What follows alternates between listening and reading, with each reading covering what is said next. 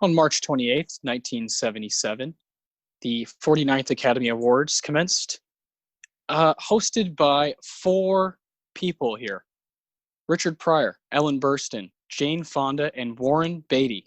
What in the hell? How about that for a night in old Hollywood? How's it going? We're going to be talking about the movie that won Best Picture. That would be Rocky from 1976. Completely dominated that Academy Awards with 10 nominations total, matching networks, also 10 nominations. Incredible year for movies. Welcome to Oscar Sunday. I'm Austin Johnson. I'm Connor Eyzaguirre.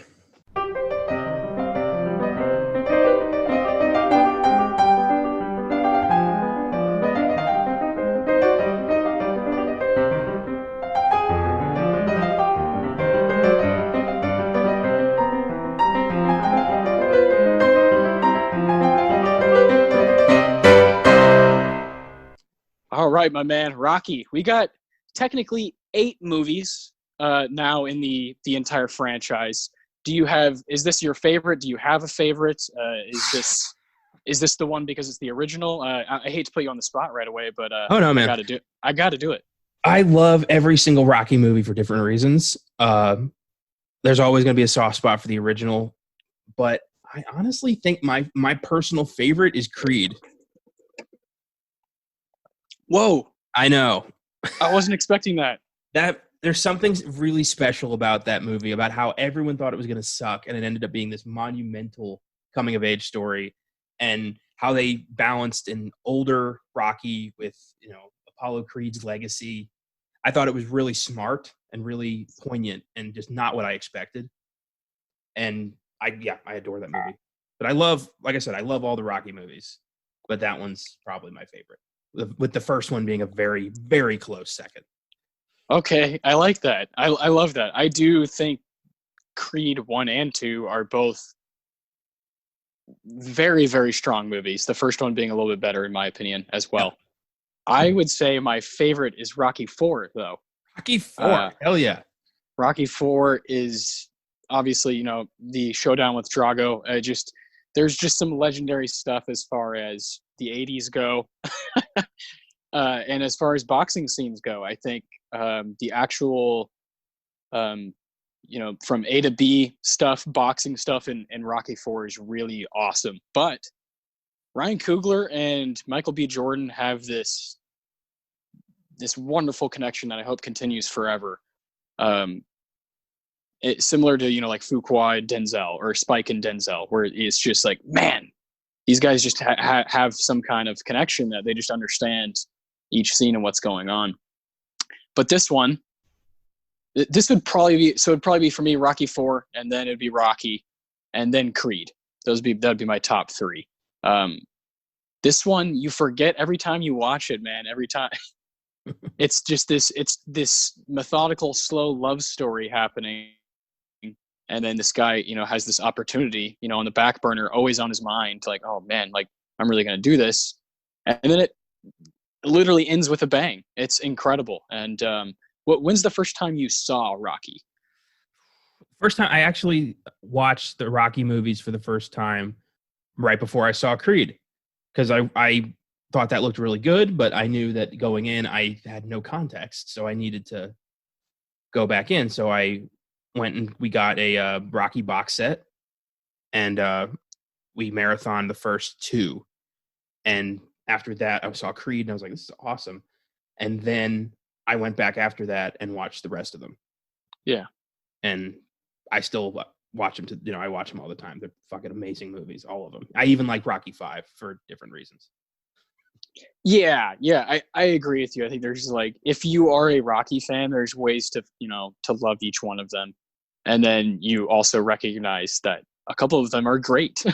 Yeah, are truly great movies, and Rocky, the story of Rocky, kind of reflecting the narrative of it winning Best Picture is yeah. Nothing really has ever happened like that. It's this American triumph, 10 nominations here at the 49th Academy Awards. along with Network. Which did you got to watch Network, right? Yeah, to prep for this, like we did with Pulp Fiction, we try Yeah. to watch as many of the Best Picture nominees alongside the current topic as we can. And with this one, I had previously seen Taxi Driver, so that was taken care of. And I watched Network, and I tried to watch All the President's Men, but I was unable to find it, as well as Bound for Glory. And yeah, Network was fucking awesome, but it wasn't Rocky. Rocky is a special movie. It's the American dream just wrapped up in this awesome boxing flick.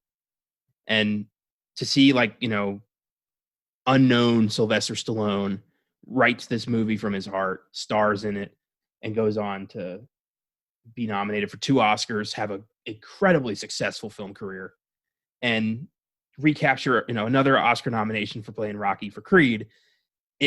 It's so cool how this film propelled him. And it's just there's so many great stories around it. It's hard to explain. Yeah, it's lightning in a bottle. Yeah, and if you haven't seen Rocky and you're listening, or you know, if you haven't seen it in a long time, you're like, man, I should remember being that impactful. It is hard to explain. I agree with you, Connor. I think being a Rocky fan, and I first saw this sometime when I was in high school. I cannot remember exactly when, but I did something similar. You know, I watched kind of marathoned them in a weekend sort of thing, and just was encapsulated in this world. I do think that being a fan, you just have this understanding of like, yeah, they're ours, you know, Yeah, there are movies, and being so proud of Stallone for kind of doing it all, you know, yeah, putting himself out there. We're going to talk about, as we get into the plot, there's certain moments where they're very natural and organic in the way people are reacting to him, because people don't know who he is yet. And, you know, it's amazing that he's still just working, you know, churning stuff out. yeah. Sylvester Stallone, he's one of the titans of, you know, of Hollywood for 5 decades, right? It's really crazy. How do you feel about him as an actor? It's interesting because before I saw Rocky, I always thought Stallone was kind of a shitty actor, kind of a Jean-Claude Van Damme level action goofy dude. And then I saw Rocky and I realized this guy is unbelievable. There is talent in that man. And films like Rocky and, you know, First Blood really bring this out in him. And you really see how much he cares about his performance and how much he cares about the material, especially with Rocky. Rocky's his baby. And Yeah. I adore Stallone now. Even his, like, you know, goofy shit. Like, I love, you know, Demolition Man and Judge Dredd. I even kind of like. Stallone's my man. I'll watch anything. Yeah, well, yeah, he has the it factor, Yeah. Similar to what The Rock has right now, right? For Mm-hmm. moviegoers, are like, yeah, I'll go see that. It's him and whoever, it doesn't matter. You can put Jack Black next to him, you can put Kevin Hart next to him. It doesn't matter. People want to see guys like that. These just titans that are entertaining. And I think personally, when Stallone is allowed to just kind of be a little unhinged and just kind of, I hate to say it, but be himself, that's when he's the best, man. Right here, like you said, it's his baby, Rocky, an incredible movie. But we are going to talk quite a bit about the actual 49th Academy Awards. Just like we did with Pulp Fiction, we talked about the awards that occurred in 1995 for the films from 1994. These occurred in 1977 for the films from 1976. 1976 is a very strong year altogether. Yes. Films that weren't even nominated. There's some movies that I know we both love from this year. I know you did your homework, and we're really going to dig in on the nominations that Rocky got, which was 10. Yeah. What stands out to you of those 10 that you were like, yeah, that's a shoot? Obviously, for, you know, Best Picture, I think this absolutely deserved it. Okay. Directing, I think Stallone deserved an acting nom. I think he should have taken screenplay. I think all the heart and soul he put into this, he should have won for screenplay. That's fair, man. That's fair. I think music is just like still. I was listening to it before we started recording. I was like, I mean, Bill Conti is just a genius. Yeah, that's become like the the go-to song for I'm gonna do it. I'm gonna rock this shit. Like this is it. It's the best like workout music ever. It gets you pumped. It makes you want to achieve something. It's awesome. Yeah. Music for sure. Good call. Yeah, man. So I think we should go down the line here of, I mean, there's 10. It really is pretty daunting when you look at it. Pulp Fiction had 7. Is that correct? I believe. I think so. Yeah. And so, yeah, this is a different kind of monster when it comes to Oscar Best Picture winners, which Pulp Fiction obviously did not do. Nope. Well, let's take it from the bottom up. First up, Yes, we sir. have Best Original Song, and that went to Evergreen, the love theme from A Star is Born from the 1976 remake of A Star is Born. It was up against Gonna Fly Now from Rocky, and yeah, that should have won. A World That Never Was from Half a House, Come to Me from The Pink Panther Strikes Again, and I still can't believe this was up, Ave Satani from The Omen. Hell yeah. The Hail Satan chant from The Omen was up for Best Original Song. God, you just gotta love the 70s, man. Yeah, that's fantastic. And I mean, I get that, A Star is Born won the best song. I mean, if it's going to win anything, that's going to be the one it got. We saw that in 2018. But Gonna Fly Now is a special song. So I don't know. Extremely. And then same, we're in the same, family here of awards. That would be Best Sound. Yes. Yeah, which is Harry Warren Tetrick, who is nominated. Oh, man, that's interesting. Posthumous nomination. He was dead when these awards actually happened. That's interesting. And I believe too. Yeah, and I believe for King Kong, and I believe Peter Finch won this year. Yes, and he had passed away, which is the first ever posthumous actor win. There's only been one other one, and that was Heath Ledger for The Dark Knight. I was just about to say, and The Dark Knight will most certainly be a topic on this podcast at some point. Oh yes, you bet your ass. So, Best Sound. The winner of that category was All the President's Men. There's a few guys. I'm not going to name them all. And then King Kong, Harry Warren Tetrick. Rocky, Harry Warren Tetrick. Silver Streak, Donald Mitchell, Douglas Williams, a few people. Star is Born. And All the President's Men. You didn't get to that one, but that's a very good film. But this is an interesting group. Have you seen Silver Streak? I have. I'm not really a fan, admittedly. I've seen it once. I'm going to be honest. I don't remember it much at all. I was expecting it to be way funnier. And it's more of a crime drama than anything, with like a couple laughs thrown in there. Yeah. If we're going to talk like Gene Wilder and Richard Pryor, I go straight to Stir Crazy every time. Yeah, indeed. Best Sound. I never liked that category. Just it sounds wrong. Best Sound is so vague. And it eventually evolved into Best Sound Editing and Best Sound Mixing, which way better, I think, way more specific. Correct, yeah.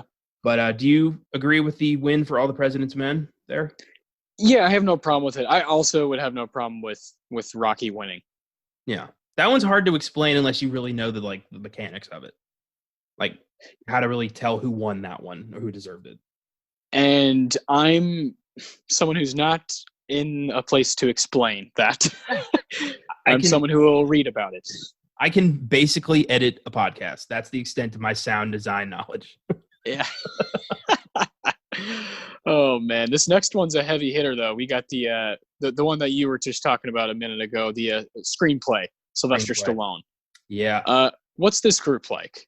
Original screenplay. We've got 3 movies I've never heard of, and then Rocky and Network. So we've got Seven Beauties by Lena Wertmuller, Rocky by Sylvester Stallone, The Front by Walter Bernstein, Cousin Cousine by Jean-Charles Tachella and Danielle Thompson, and the winner was Network by Patty Chayefsky. As much as I thought Network had a brilliant story, Rocky should have taken screenplay above all else. Yeah, this is really hard because I also have only seen Rocky and Network out of these 5. Man, we do what we can, we were born nice 20 years after this these movies came out. So it's really tough. But there are some movies we'll talk about later, personal movies from 1976. But I'm definitely interested in seeing all three of those because I really don't know anything about them. Yeah, me neither. I know I've never heard of these films. I mean, between the two of us, we've seen a good few thousand films, but there's millions out there. So it's Millions. gonna, it'll take us our entire lives to see everything, and even then, we're only gonna scratch the surface. So, some things, like Austin said, are gonna fall through the cracks, and I think these films are definitely gonna be worth a watch. But for prep, I didn't think they were probably going to be difficult to find and wouldn't have been all too relevant to the show anyway. Yeah, I was just kind of taking what I had on the streaming services available to me. Like, yeah, exactly. What 1976 movies can I just kind of check out to kind of get your mind back in that, in that place. There's just way different kind of filmmakers. You just look over and there's Fellini's name over there for a nomination. It's incredible what's going on in that decade. This next one we can knock out a couple guys, okay, because they were both nominated for Best Supporting Actor. Yes, indeed, 2 nominations from Rocky for Burt Young and Burgess Meredith. This is a really, really strong group here. Yes, like Connor said, Burt and Burgess for Rocky, Laurence Olivier for Marathon Man, awesome movie. Ned Beatty for Network, and Jason Robards for All the President's Men, and he's the winner. Jason Robards, awesome performance in that one. This is really tough. What say you about this one? I can't, because I haven't seen All the President's Men. I really wanted to, specifically for this one, because I love Jason Robards and I want to see that performance. I have seen the rest of these though, so Olivier in Marathon Man is a scary performance. He's the best part about that film. And up against these guys, I don't know. Between the 2 Rocky performances, I think Burgess Meredith has it over Burt Young. I do not like Burt Young in the Rocky franchise. I think Paulie's a piece of shit. It's a great performance. I don't know if it's worthy of an Oscar. Yeah, I totally agree. I think I would personally choose Olivier out of this group. I would have taken over Burt Young. I think a nomination for Carl Weathers. There you go. Yeah, 100%. Yeah, Apollo Creed gets overlooked in this franchise, but he's one of my favorite characters. God, and then Carl, Ned Beatty in Network, a brief performance, but strong. He's one of those guys who can kind of, whenever you leave the theater or wherever you watch a movie and he's in it, sort of thing, you remember his face. It just kind of stays in your brain. He's a strong character. But if we're talking Network, I would give Robert Duvall a nomination over Ned Beatty. Robert Duvall would get his. In Network, he was pretty unreal. Yeah, I wish I'd seen All the President's Men to talk about Jason Robards' performance, but you've seen it. Do you think Robards deserved that one? He's incredible. Yeah, I have no problem with him winning. I agree with you. Marathon Man is incredible for me as a fan, and Olivier, lights out. Is it safe? Crazy. Then we've got let's go to Best Film Editing. Film editing is one of the Oscars that Rocky took home. Up against 2 Minute Warning, Network, Bound for Glory, and All the President's Men. I think this, for the fight scenes, I think. Those are hard to edit, and I think that Richard Halsey and Scott Conrad did a really good job editing that fight. So I think it deserved this one. Yeah, for sure. I think anytime a good boxing movie comes out, it's bound to be up for this award or maybe win it because of those very things that you're talking about. Within the actual boxing, inside the ring, there's a lot of cool stuff going on. I think cinematography is one of the ones I think it should have been up for. Yeah. It kind of, to me, kind of goes goes along with what I'm talking about here. Just there's specifically a shot during the match, one of the overhead shots when they're both just kind of hugging each other. That is really just like, it gives you chills. And Rocky's a gorgeous movie without having that much money, and it's so cool. Yeah, I agree. This, for such a small budget, they were able to do so much with this, and they had so much freedom because the producers were betting most of their cash on New York, which was their big budget film. So Rocky was kind of just given, left to their own devices, and it ended up being a huge sleeper hit and the highest grossing film in 1976. With only Crazy. 225 million. Times have changed. Incredible. Let's move up to Best Actress. This is a very interesting group. We've got Liv Ullmann from Face to Face, Sissy Spacek from Carrie, Marie-Christine Barrault from Cousin Cuisine, Talia Shire from Rocky, and the winner, Faye Dunaway from Network. Legend. I think this is Faye Dunaway's award. I think Sissy Spacek is the one who would have something to say about that, but Faye, oh boy, yeah, just a downright legend. When a soulless bitch in Network. Yeah, dude, she blows me away. Everything she does blows me away. But Talia Shire as Adrian is a great performance, a very subtle, strong performance of a woman who comes out of her shell thanks to her relationship with Rocky. And we see her develop more over the course of the franchise, but in the first film, it's a solid, noble performance, but I don't think it's the strongest of the year compared to those five. I think it's Faye Dunaway. Yeah, man. Faye Dunaway, Chinatown, 3 Days of the Condor and Network in a row. Come on, man. What the hell? Yeah. Goddamn. She's ridiculous. That's fantastic. Then we've got Best Actor. This is a tough bunch. My God. So we've got Sylvester Stallone up for Rocky. We've got William Holden up for Network. Giancarlo Giannini for Seven Beauties. Robert De Niro for Taxi Driver.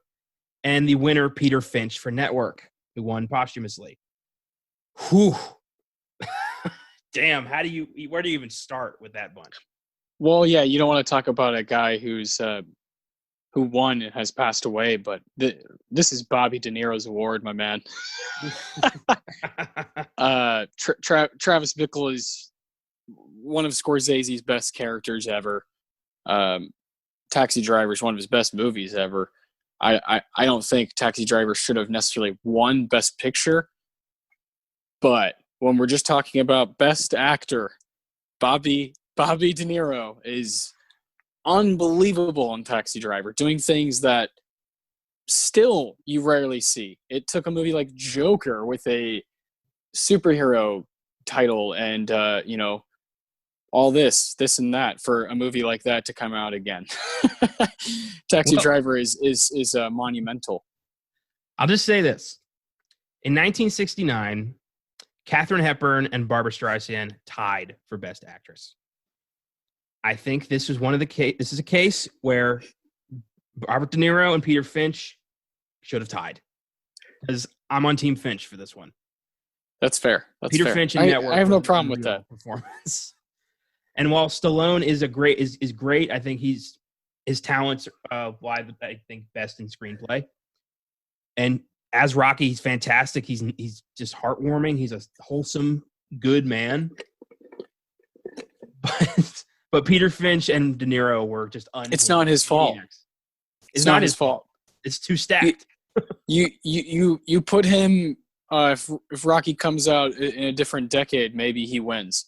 But it's just very difficult when you look down the line of the 70s, and we'll talk about each year as this podcast progresses and moves along, but it's focusing on 76 here. It's just, there's only 5 spots.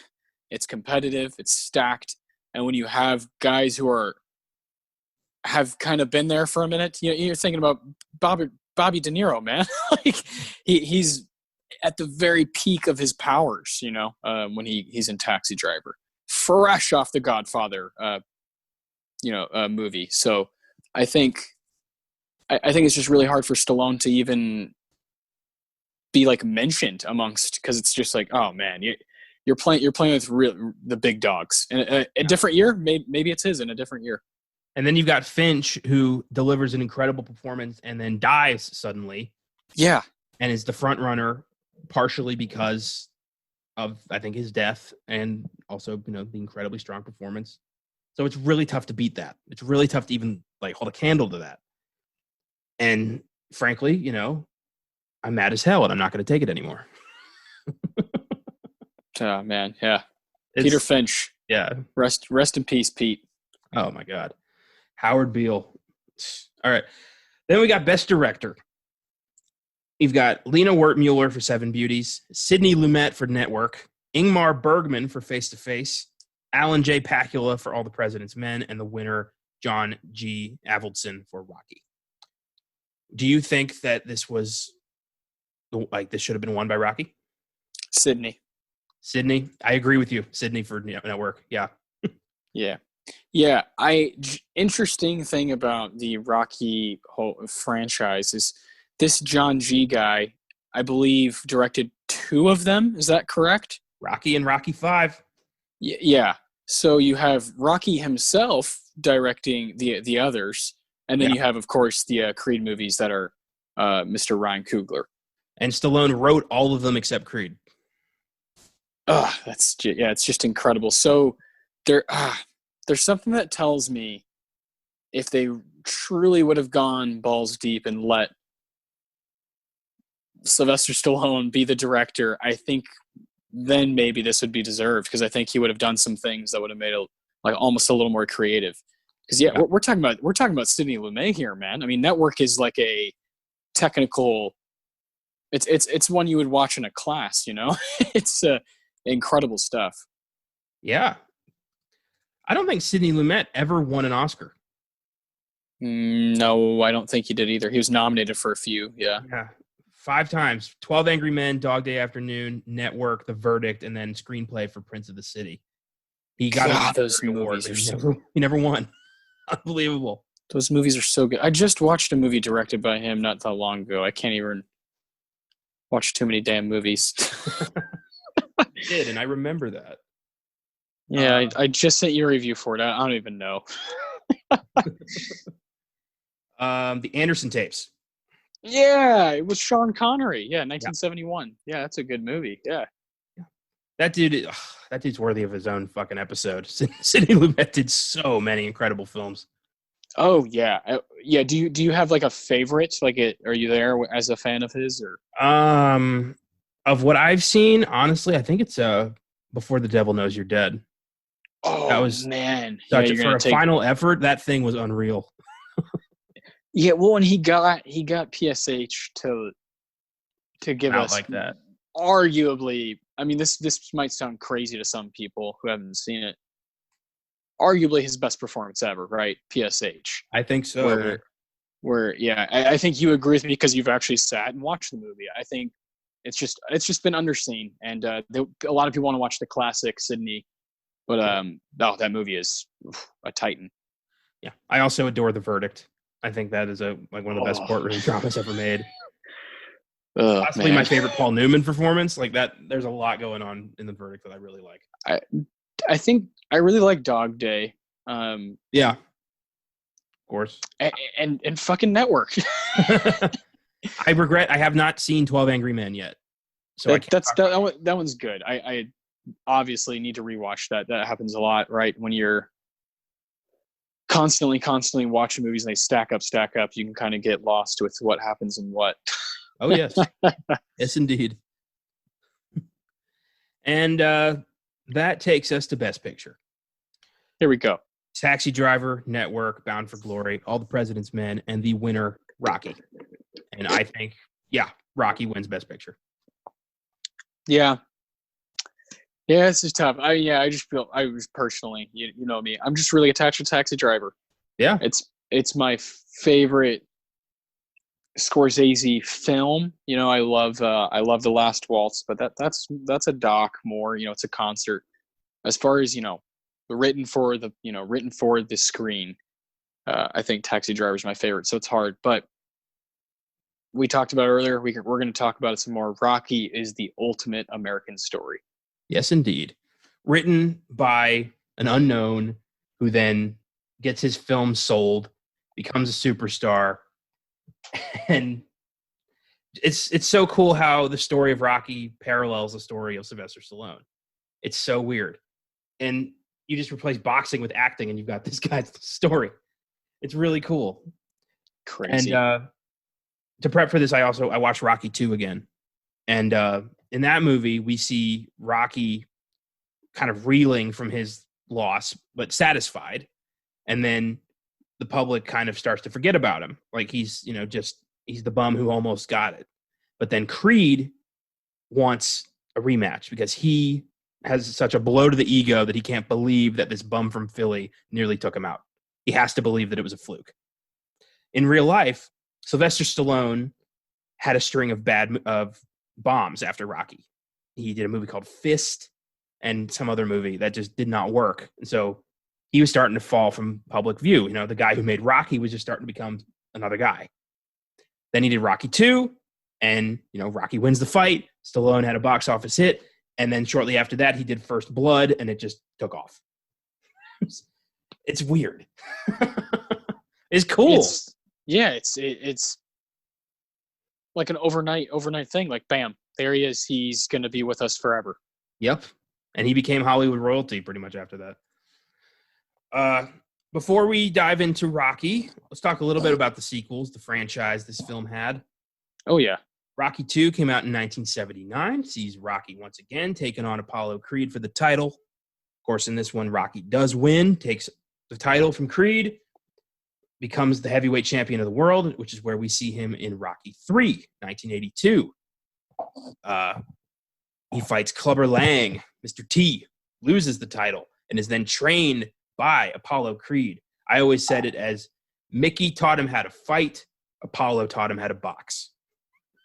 That's how I always saw it. Incredible. And that movie was nominated for 1 Oscar, Best Original Song, for the Survivor classic Eye of the Tiger.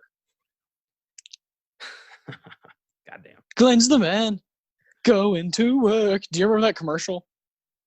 Where No. it was a parody of the song, and I think it was like a Starbucks commercial or something. It was like Glenn, Glenn, Glenn, Glenn, Glenn, Glenn, Glenn. And it's just this dorky guy named Glenn. Glenn's the man. Going to work. It was so stupid. It's horrible. If anyone's listening that remembers that commercial, thank you. But I'm sorry. Oh my God. Man. That was followed by Rocky 4, which sees Rocky win the Cold War single-handedly by taking on Russian tank Ivan Drago, played by Dolph Lundgren. That fight is extraordinary because in real life, Dolph Lundgren would lay out Stallone in one punch.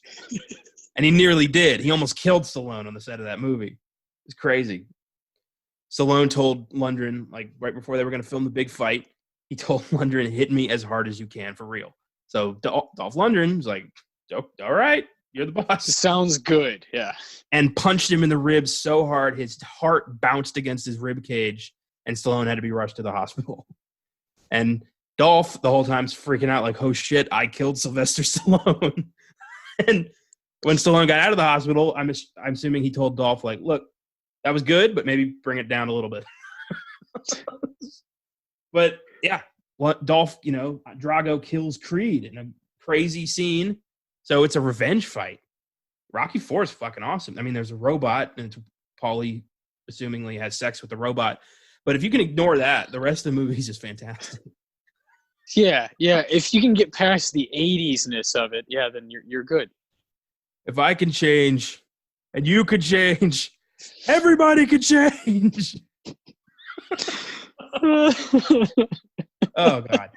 Genius. And that was the peak of the franchise for a while. And then we had Rocky 5 in 1990, where Rocky is told he has brain damage from fighting Drago. So he retires, takes on a protege named Tommy Gunn, played by Tommy Morrison, who died shortly after this from AIDS. In this movie, Tommy Gunn portrays Rocky's ideals, and it ends with a street fight between Rocky and Tommy, where Rocky lays him out. It's a very odd movie. It's more of like Stallone wanted to make a movie with his son, Sage. This became that movie. And it's considered the worst of the franchise, but there's things to like about it. I mean, Stallone always gives an impassioned, entertaining, wholesome performance when he plays Rocky. So there's that. Then we had 2006 Rocky Balboa, which sees Rocky come out of retirement to face the reigning champ Mason the Line Dixon in a exhibition bout, which would never fucking happen. Rocky's like 60. And this dude's in his prime. It's ridiculous. We're supposed to believe that this guy's just like taking it from Rocky. 60-year-old Rocky. It's a good movie, but Jesus Christ. Yeah, I don't like that one too much because I can't do it. I can't get over it. That guy would kill him. He would. And then after that, we had a 9-year gap until 2015 with Ryan Coogler's Creed, which sees Michael B. Jordan star as Adonis Creed, the illegitimate son of Apollo Creed, who seeks out Rocky Balboa's tutelage to become a boxer. And Rocky, feeling an obligation to his old rival / friend, takes on Donnie. They become good friends, and he teaches Donnie how to fight like his dad. It's a fucking awesome movie. It's really well done. The characters are so good. Michael B. Jordan's fucking, so great. And that was followed by that was actually nominated for an Oscar too, Best Supporting Actor for Sylvester Stallone, which he lost to Mark Rylance for Bridge of Spies. I think he was robbed. I think that was Stallone's Oscar. Still bitter about that. I would have to look at that group. I'm not sure who else is there, but yeah, I definitely don't think Rylance was the best from that year. Stallone did win the Golden Globe, though, so there's that. He did get that. Of course. That was followed in 2018 by Creed 2, the most recent film of this franchise, where Adonis Creed goes up against Victor Drago, the son of Ivan Drago, the man who killed his father. And this was surprisingly poignant. I really liked Creed 2 because it explored Drago's side of this whole thing. It explored the demons that has been haunting Drago for his whole life because he lost that fight. And how Russia turned its back on him, how his son is his ticket out of the slums of Russia. And it's a really cool way to do that, to take one of cinema's most reviled villains and give him a lighter side that actually worked. I praised Lundgren's performance in that. I think he is crazy good. Yeah, Creed 2, I don't think it's enough credit. That was really good. Yeah, agreed. They're both incredible stuff. I can't wait to see what those two guys do together, man. Coogler and Michael B. Oof. They did announce they are going to do Creed 3. No word yet on if Stallone will be a part of that. Rocky's story is pretty much over as of Creed 2. But let's talk about where it began in Rocky. IMDb score 8.1, Rotten Tomatoes score 94%. It's a classic. It's an American classic. So we open in Philadelphia, Pennsylvania, home to underdog fighter Rocky Balboa. Rocky is fighting Spider Rico in a prize fight. Yeah, he's a prize fighter. Spider Rico. And they're fighting, and it's prison rules. So Spider grabs Rocky, headbutts him in the face. Rocky jumps on fucking Spider and just beats him down. Wins that fight. Ends up getting like $40 for the fight. His prize money was like $80 minus taxes. So he ends up with $40. Spider Rico ends up with $17.80. Jesus. And yeah, people were just shouting at Rocky, you're a bum. You're nothing. You're just a washed up prize fighter, fighting for pennies. And Rocky walks home in the night. He goes to his home in Kensington, which I've been told is a very dangerous neighborhood now. My grandma grew up in Philly, so she loves these movies. She's pointing out buildings like, I used to go there. Oh, I've been on that bridge and stuff like that. It was really funny. It's awesome. Is she a big fan of It's Always Sunny too? She hasn't watched that. I'm kidding. I wonder what she would think. I like life at Patty's Pub. I'm Bob Dylan, man. I can't. Fucking Philly's been ruined for me by that show. Yeah, me too. Good. When he goes by the Italian market, I just keep thinking like, well, I will not pay full price. That just will not happen. You ate the whole thing? The core too? Yeah, it kind of tasted like sand. Oh man. What's your spaghetti policy here? Goddamn. Well, Rocky goes to his one-room apartment. He feeds his pet turtles, Cuff and Link, and kind of reflects at a picture of himself from his youth, grabs some ice from the freezer, puts it on his wound from the fight, lays down. Next morning, he goes to a local pet shop where he visits Adrian, the girl he likes. She's shy and quiet, and her brother Paulie is Rocky's best friend, and he's a brash asshole who constantly belittles her and says that she's worthless and is never going to find a good man. Not the best brother you could have. No, and you pointed out earlier, he pisses me off. Like, pisses me off every little facial expression. The mixed signals he gives constantly. Like, what do you want from these two? What do you want, man? Like, you're like, come on, let's have a beer. Y'all take my sister out. And then you shut the fuck up, man. He begs Rocky for a job, and he's like, I don't want no charity. Like, just, what the fuck do you want, man? He's bipolar. Yeah. And Paulie fucks over Rocky in every single movie. He is constantly gambling behind his back. You know, he's the one who makes Rocky lose his entire fortune in, I think, 5. Yeah. And Rocky the whole time is just like, forget about it. Like, he owes Paulie something. It's insane. I don't get their relationship. I just don't. Well, this one time he bought me lunch. I still owe him. It feels like that. Like, that's the least amount. Like, he brought me a beer. Like, bullshit. So Rocky goes down to the docks where we find out that his real job is he's a collector for this mob boss named Gazzo, played by Joe Spinell. Classic creepy dude actor. You ever seen Maniac? He's the guy from Maniac. And he's a loan shark, and Rocky collects for him, but he's too nice. He can't, he's supposed to break this dude's thumb, and the guy's like, come on, don't do it. And Rocky's like, all right, just pay me what you got. He's too nice to be an enforcer. I love that. And even the mob boss is like, dude, come on. I need you to break thumbs when I tell you to break thumbs, but don't worry about it. You all right, Rock? It's so come on, weird. Rock. His relationship with Gazzo is so strange. He's like, he works for him. He's this dangerous mob boss, but he's also very supportive of Rocky's fighting. Yeah, like, hey, how's your right jab coming along, huh? Yeah. Reminds me of Fat Tony from The Simpsons, which is like kind of a gangster, but not really. Yeah, that's a good call. Gazzo gives Rocky $20 for the collection assignment, tells him, I'm going to have more work for you, but next time, do what I say. I need you to do what I say. And the thug in the car lets out a comment about Rocky's face as he and Gazzo get out of the car to talk in private and on the street.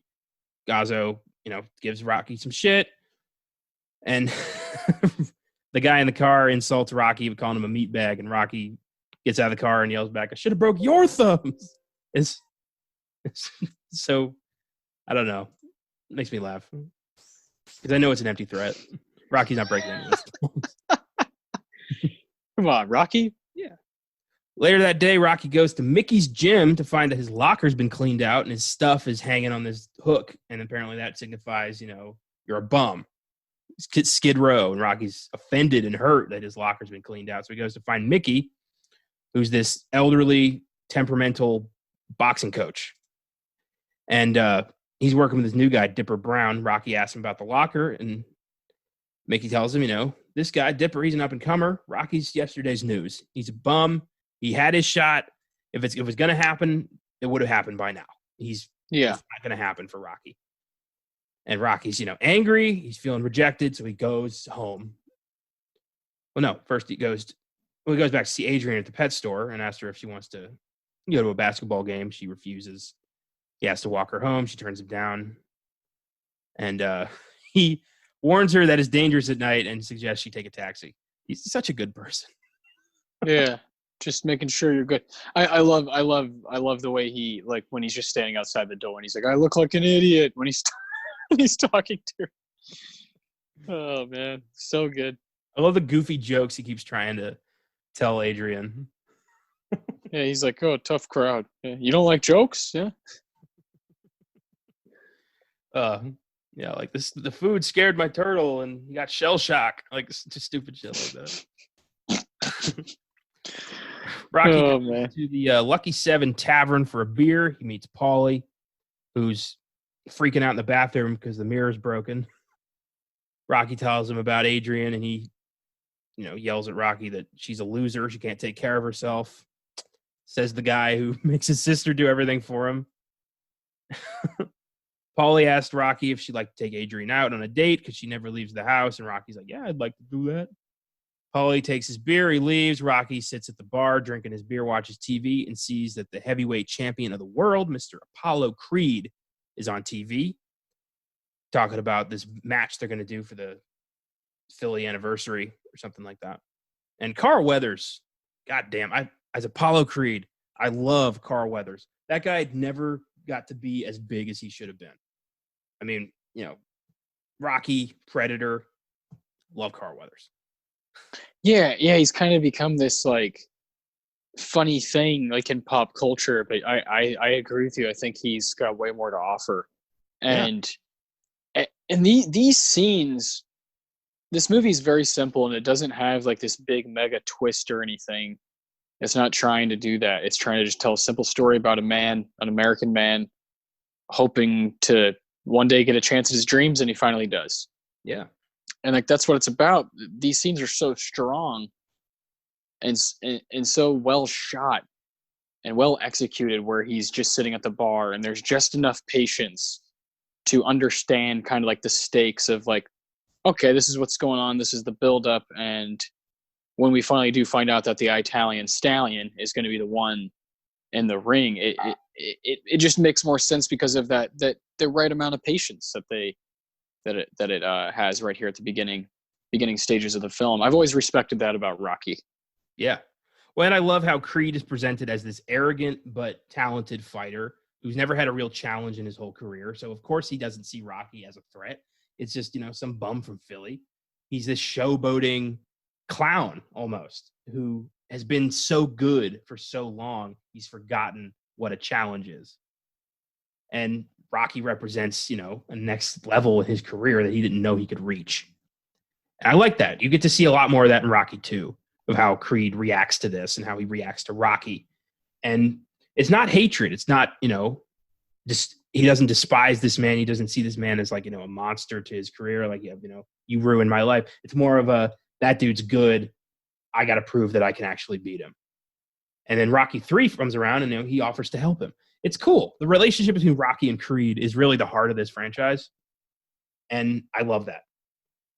Oh yeah. Carl and Sly just going back and forth is great because it's uber competitive, but there isn't any hatred there. It's all, and of course it comes full circle to now where we're at in the franchise today.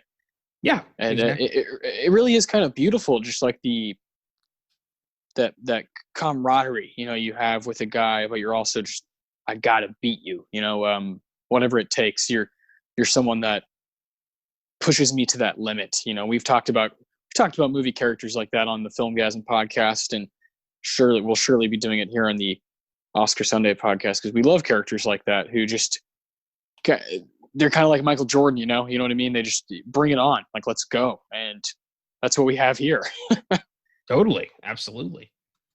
And this next scene kind of is just here for further evidence that Rocky's like the nicest man on earth. He sees a bunch of kids drinking and smoking cigarettes, and he sees one of them is this underage girl he knows. So he pulls her out of the group and walks her home and gives her a lecture about respect and how, she shouldn't be hanging out with people like that. And she's got her whole life ahead of her. And he walks her home. She calls him a creepo and runs away.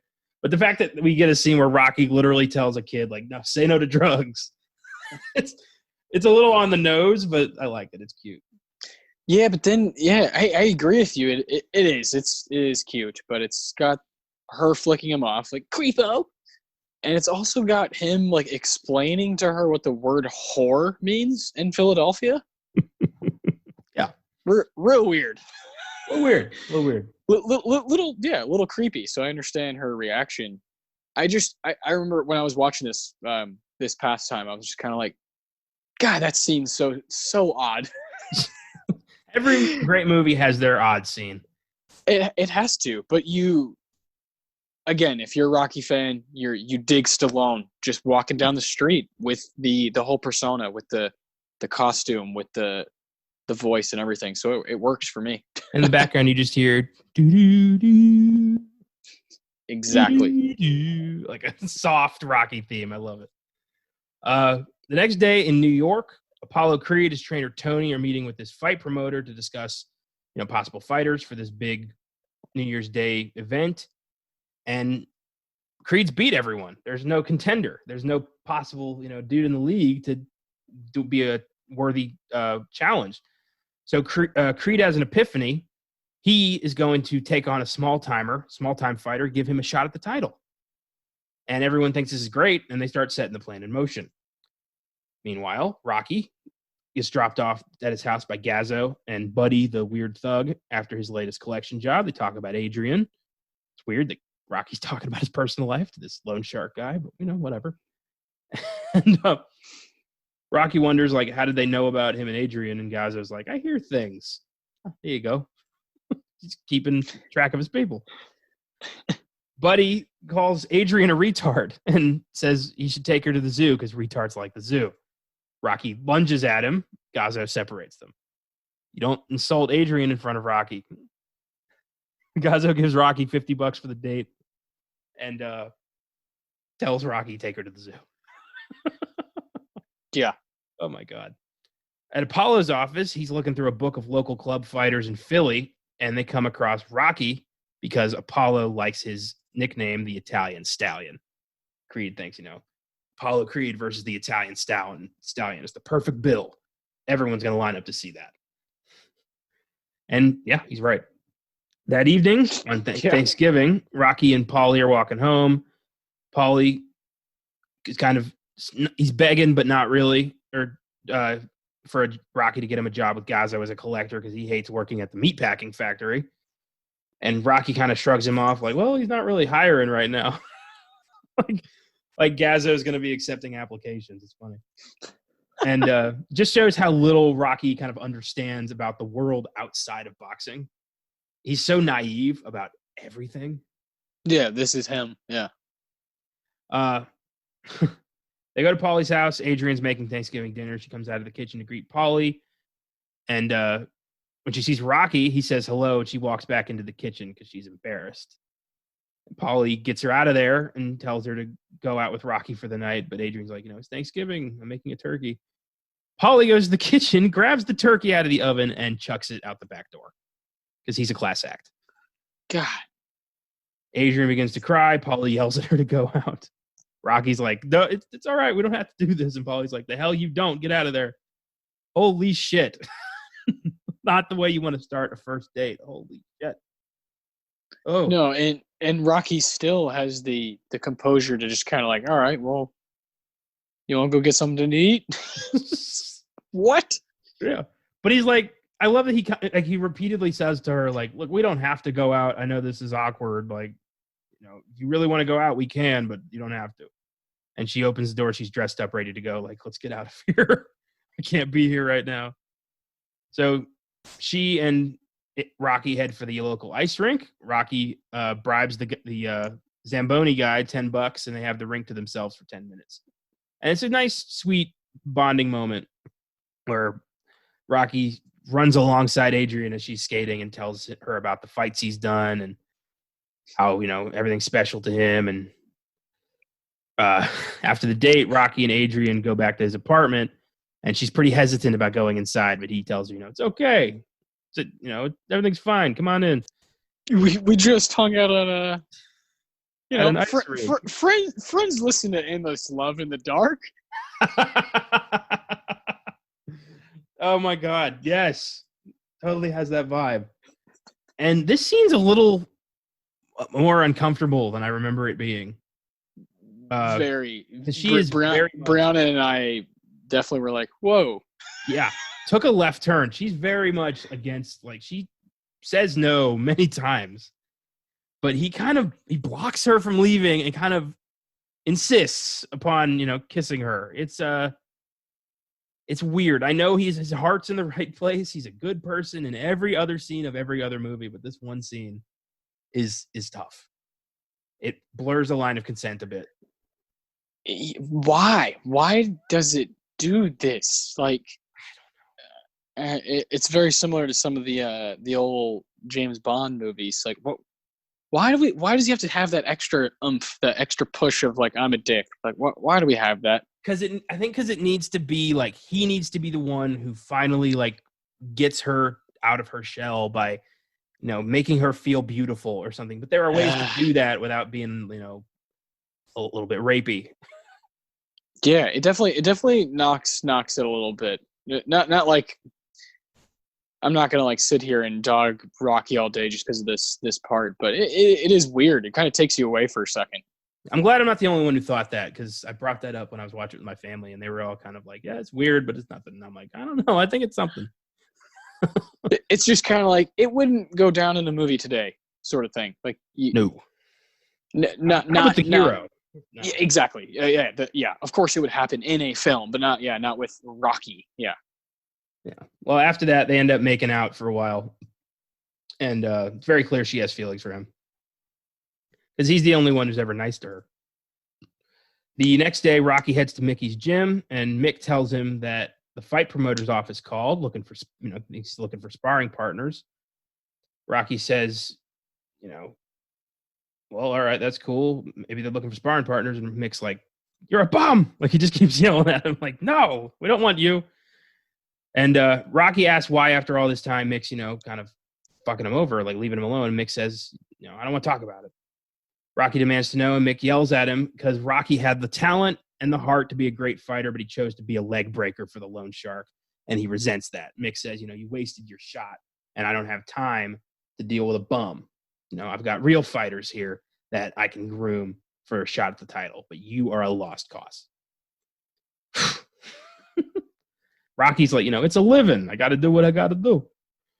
And Rocky goes to see that fight promoter and tells, I'm willing to work out with, I'd be an honor to spar with the champ. I'll give it my all. And the guy's like, Rocky, I want to give you a chance to fight Apollo Creed on New Year's Eve for a chance at the title. And Rocky's like, no.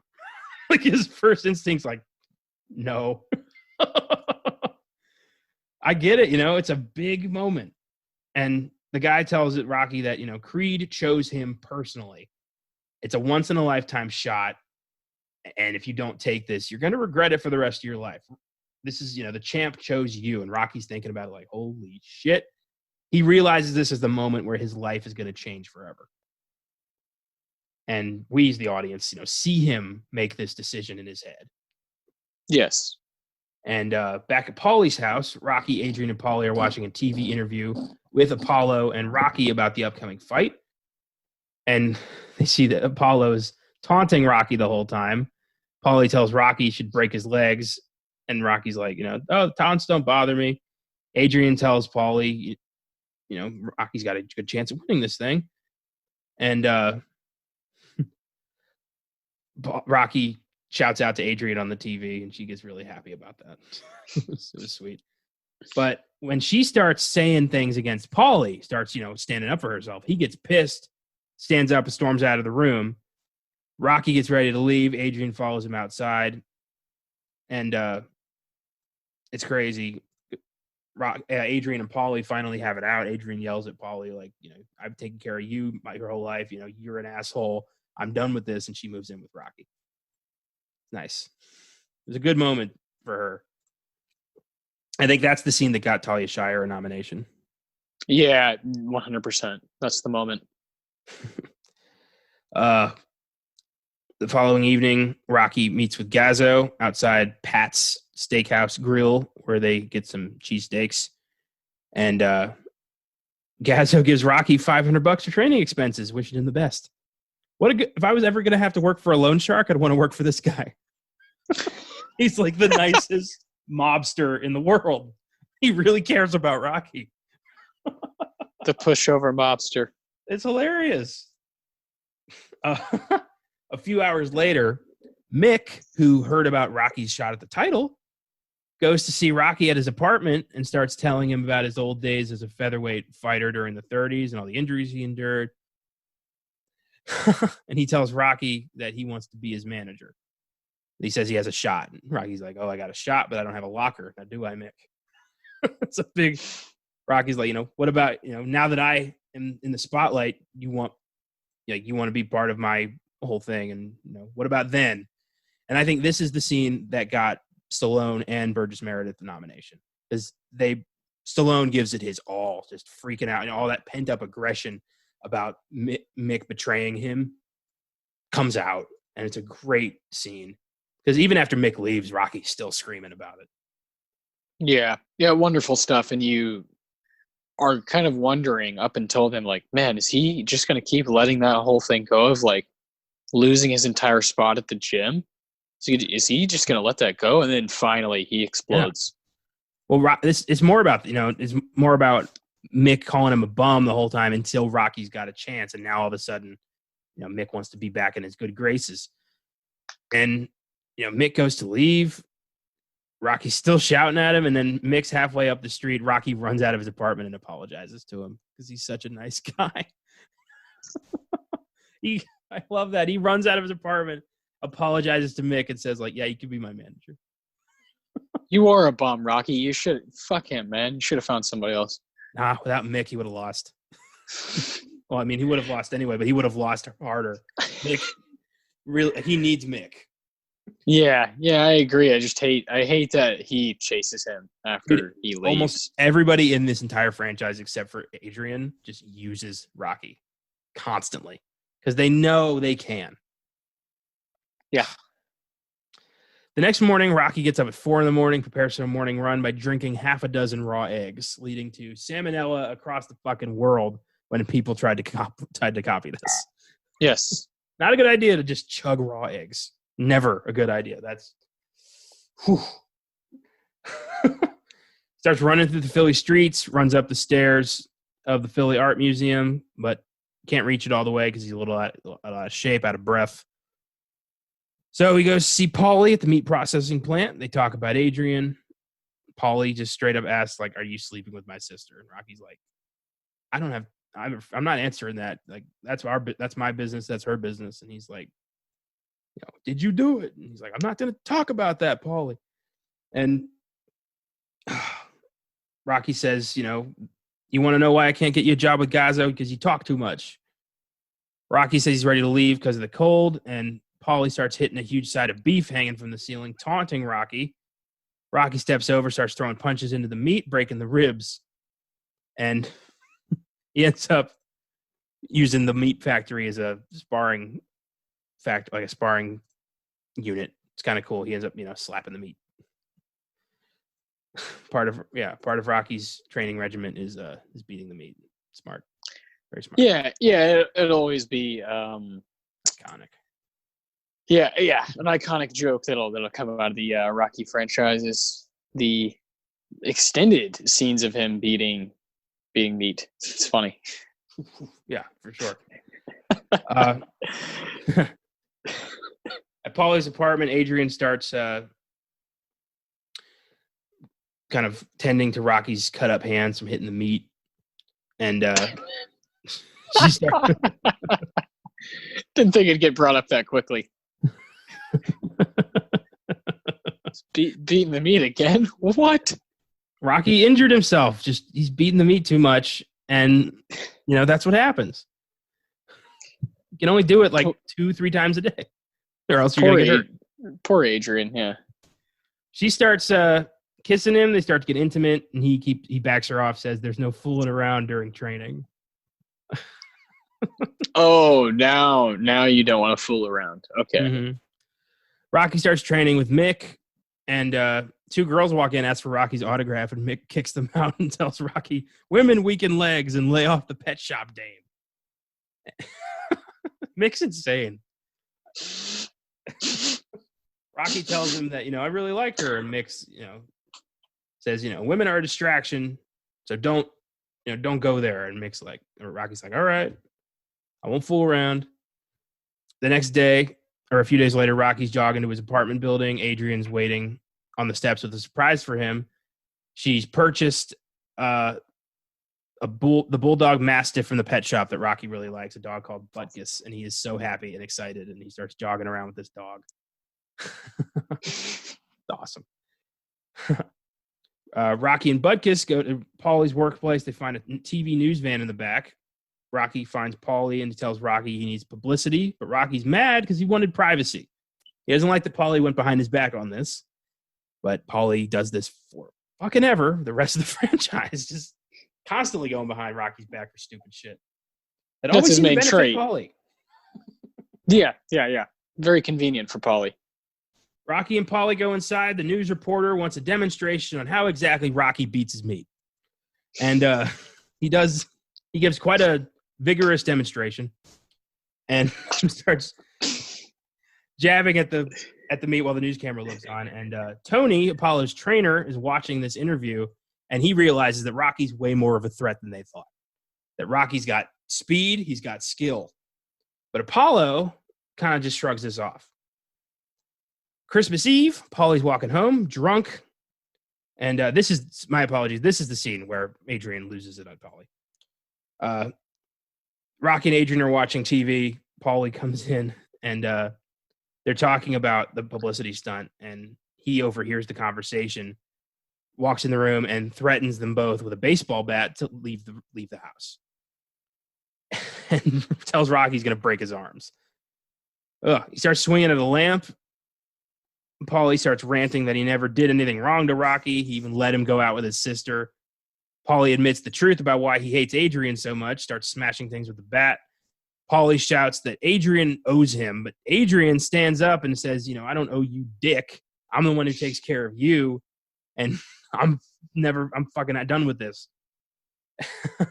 She runs to her room crying. Rocky grabs Paulie, ready to punch him, but realizes, Paulie's drunk, he's weak, it wouldn't be worth it. Lets him go, goes to talk to Adrian, and she asks Rocky if he wants a roommate. He's like, absolutely. Without hesitation. Oh. But yeah, I think that's the scene that got Talia Shire the nomination. Finally standing up for herself. Yeah, thank God. We all wanted to scream at his ass. Oh, God. I wish Rocky would just one punch. Just tap him one time, and I think a lot of that shit would have gone down. Would have just gone away. Knowing that Rocky would be willing to kick his ass, I think would have been enough for Paulie to back off. A couple days later, Rocky's training. Mick introduces him to their cut man, a guy named Al. And what the cut man does, this is grisly, but in a fight, the eyes get damaged. They become puffy, black eyes swell. These guys cut open the eye a little bit to release some of the blood so that the eye will open a bit more. It's grisly, but it happens, and it's necessary for the fights to go down. But God, I don't know if I'd have the stomach for that. Someone cutting open my eye so that I could see better. Hell no. That takes some balls, man. God. Rocky gets out of the ring, starts hitting the heavy bag. Paulie walks in, offers Rocky an advertising job for him, says if, Rocky's like, all right, if you can make money off my name, do it, whatever you need to do. And that's when we get the montage of Rocky running around Philadelphia, training to that song, Gonna Fly Now by Bill Conti. And he runs up the stairs of the art museum, makes it all the way to the top. He's in shape. He's on his way. The next night, Rocky and Adrian are in bed at his apartment, but Rocky can't sleep. He gets out of his bed, puts his coat on, goes to the Spectrum Arena where this fight's going to go down. Rocky stands in the center of the ring, looks around to see that the place is prepared for the fight. The fight promoter guy shows up, tells Rocky tells him the stripes on his shorts are wrong and the giant painting of him, but The guy just kind of dismisses it, saying he believes Rocky's going to give the world an incredible show. Rocky goes back home. Adriana wakes up. Rocky's a little upset, and he tells her, no one's ever beaten Apollo Creed. And he knows that he can't do it. But if he can go the distance, if he can make it 15 rounds with this guy, then he will show the world that he has what it takes, that he's not a bum, that he is a fighter. And he's more than showing the world to be able to show himself that he's got it. Yes. He is yes. He's worth it. Then we go to the fight. The thing where, the scene everybody's been waiting for, the big fight. Rocky and Apollo are getting prepared. Rocky, he starts making his way towards the ring. And Paulie's there with a call girl, of course. Gazzo's there with another woman. And Apollo comes out dressed as George Washington with a big old hat because it's the American bicentennial. It's ridiculous. He's yelling at people, I want you. I want you. He wears an Uncle Sam hat. And Rocky's looking at him like, okay, this is funny. Oh. So they return to their corners and wait for the bell. The fight begins. Apollo starts throwing punches at Rocky. Most of them miss. But one thing that really bugs me, in these first two movies at least, Rocky never blocks a single goddamn shot. He just lets Creed punch him in the face. Yeah. God, Constantly. he gets rocked in a couple of rounds where it's like, dude, and the commentator says, he can't even get his hands up to block him. But Rocky dodges one of his big punches, swings at Apollo, knocks him down. The first time in his career that Creed has been knocked down, and everyone loses their shit, including Creed, who's like, what the fuck was that? Who is this guy? And suddenly it's no longer an exhibition bout. Creed starts taking this seriously. Yes. Oh, it's awesome. The rounds progress. Rocky and Apollo are pretty evenly matched. They're taking, each one is given as good as they're getting. And Rocky's right eye gets swollen. He can't open it. So, this Mick cut him. And he just slices open the eye with a box cutter so the blood comes out. Fuck, man. Crazy. Apollo's getting tired, hurt badly. Rocky's throwing body shots. He breaks one of his ribs, possibly. Round 14, Apollo knocks Rocky down, and Mick tells him to stay down. But Adrian comes out of the locker room, sees the ring, and Rocky sees her, and that inspires him to get up. Classic. And Creed's like, are you kidding me? He really thought he had him. Apollo's exhausted now. He throws a punch at Rocky. Rocky ducks, jabs him in the chest, gets him in the ribs again. And bell rings. Rocky claims he can't see anything. Yeah, this is when he tells him to cut up in the eye. Bell for the 15th round of rings. Apollo and Rocky start taking their time. They're both exhausted. Apollo gets Rocky in the face a few times. Apollo is now protecting his ribs. Rocky gets him in the last 10 seconds of the round, just beats Apollo senseless, pins him to the ropes. It's fucking awesome.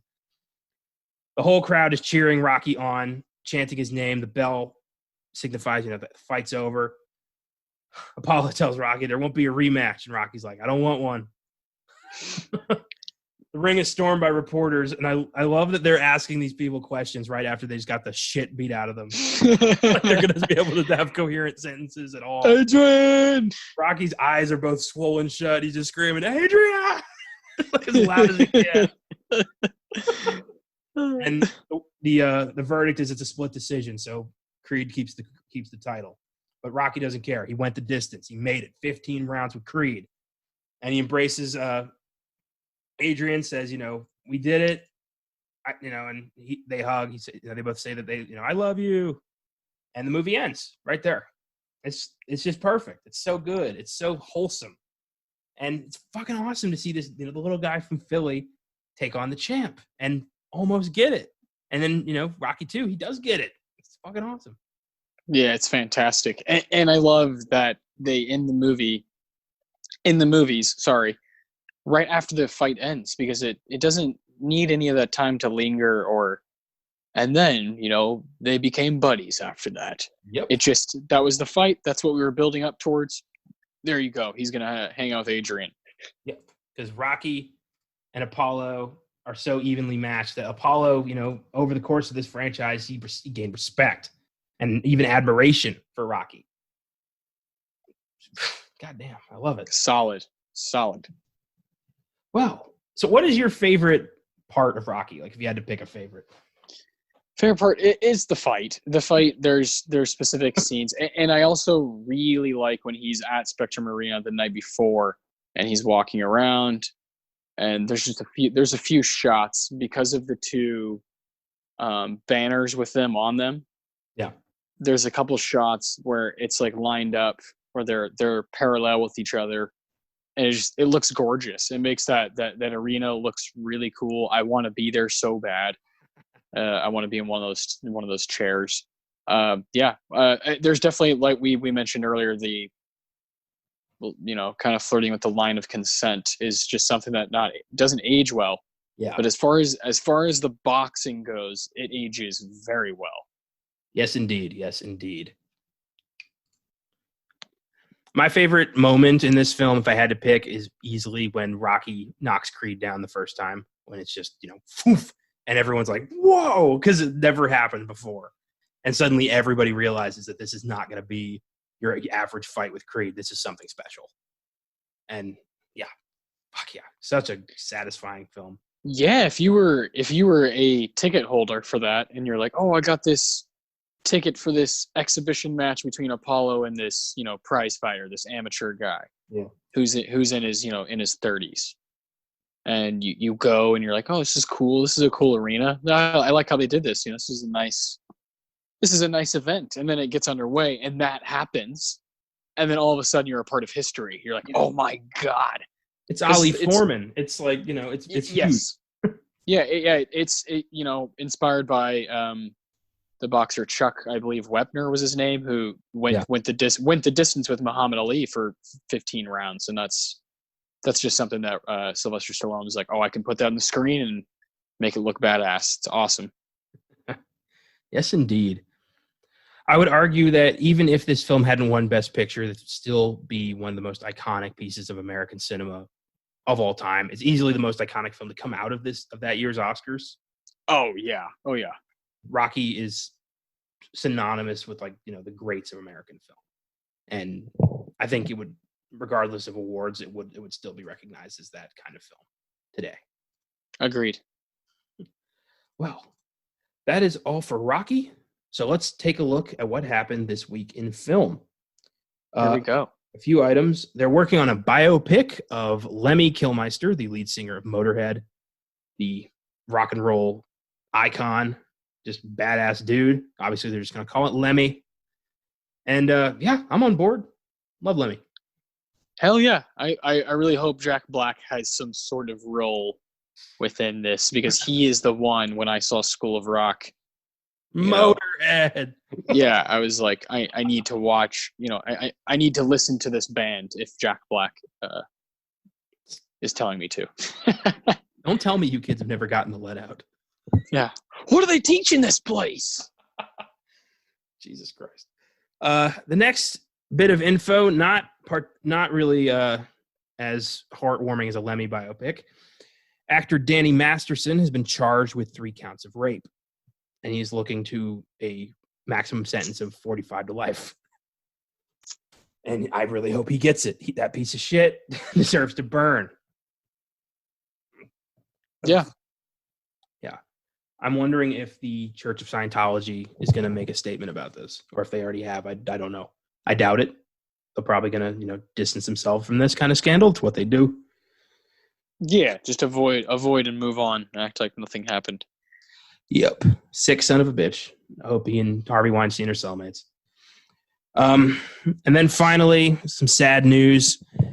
Oscar-nominated actor Ian Holm has died at age 88 from complications due to Parkinson's disease. We talked a lot about Ian Holm on the Filmgazm podcast when we did Alien. He played Ash the robot. In addition, he's appeared in The Fifth Element. He was nominated for Chariots of Fire, From Hell, Time Bandits, and of course, The Lord of the Rings as Bilbo Baggins. He will be missed. This is a big shock. Yeah, man, sucks so bad. He's part of so many film fans' lives. It Yeah. sucks really bad. It's it touched a lot of people. His work and what he was able to do, and for me, Bilbo Baggins is just this monstrous character that I'll always hold really dearly. And anyone from the Lord of the Rings, but especially Bilbo, he's one of those first faces you see when you come into the Shire and are introduced to that awesome trilogy. So it's tough, man. He's a great performer. He was. I love. Have you seen Time Bandits? I have, but not in a while. He plays Napoleon Bonaparte. Yeah. Which is perfect. Yeah, he's a short, height obsessed Napoleon who gets super drunk, and they steal all his stuff. And it was not the only time he played Napoleon. He played Napoleon quite a few times. In From Hell, he plays. Well, to spoil it, he plays Jack the Ripper, and it's pretty awesome. Yeah. I love him in The Fifth Element as the priest. He really was just peppered throughout films in various movies. He would pop up all the time. He was always great, and it's a damn shame. Yeah, never took anything away. He was knighted. I didn't know that. He was Sir Ian Holm. God, that's so cool. Yeah, so props. Damn. Well, that is all for this week. What are we doing next week? Oh man, next week. Well, we've been trying to. This is our third episode here on Oscar Sunday. Thank you for listening, by the way, everybody. Yes. If you've stuck with us so far, if you are someone who has transferred and continued with Filmgazm to this, that is great news. If you're someone who's just tried this one out, thanks for tagging along. Our first episode, we tackled Pulp Fiction. It's 1994. And then we did Defy Blood, Spike Lee from this year, 2020. And we went back to the 70s for Rocky right here tonight. And next week, we'll be tackling a movie from the 2000s, from 2001, a movie that I don't think a lot of people have really seen that are our generation, right? And that's In the Bedroom from 2001. Yes. It's going to be an interesting one because neither of us have seen it yet. We're going to be tackling that this week, obviously. I know you own it. I think it's on Prime right now. So if you want to try to check that out before next week, that'd be great because we're going to be Sissy Spacek, Marissa Tomei. Great cast.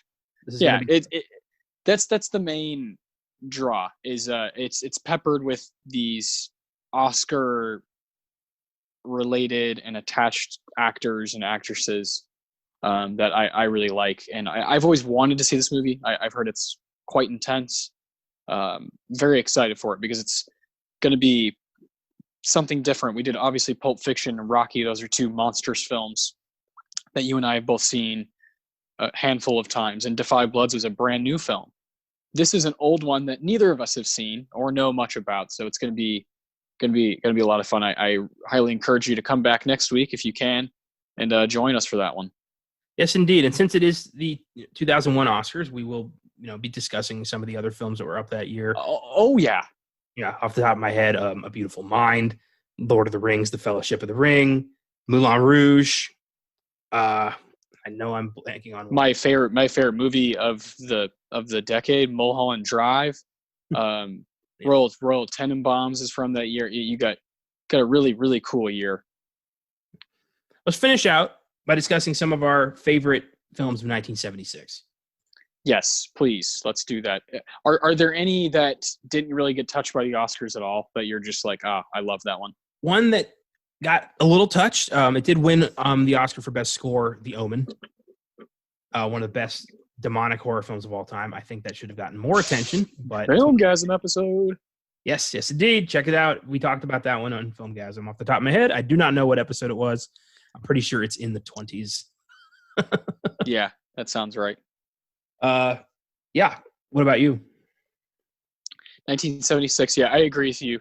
The Omen is very, very strong. But my favorite from this year, Taxi Driver is probably my favorite of all these ones we've talked about. But my favorite, like personal, would be John Carpenter's Assault on Precinct 13. Hell yeah.